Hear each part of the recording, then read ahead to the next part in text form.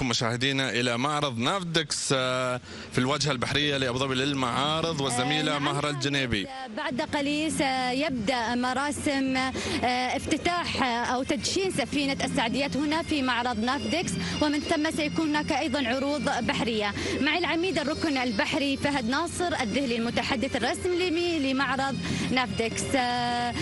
سعادتك تخبرني اليوم عن الافتتاح وتدشين سفينة السعديات.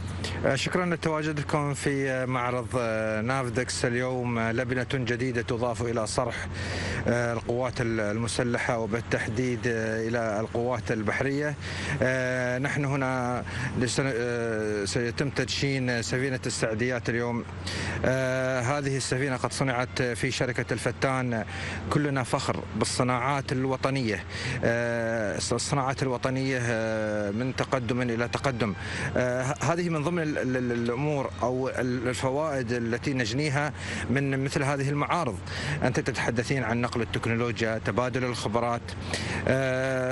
شركة الفتان من الشركات الرائدة في دولة الإمارات العربية المتحدة في صناعة السفن. كذلك في يوم الغد إن شاء الله سيتم تدشين زورق آخر إن شاء الله. إن شاء الله إنجاز إن شاء الله. العميد الركن البحري فهد ناصر الذهلي، شكرا جزيلا. شكرا لوجودكم عندنا في نافدكس. نعم حامد، هذه السفينة سفينة إماراتية الصنع. سوف نركز أكثر على السفينة إن شاء الله بعد التدشين.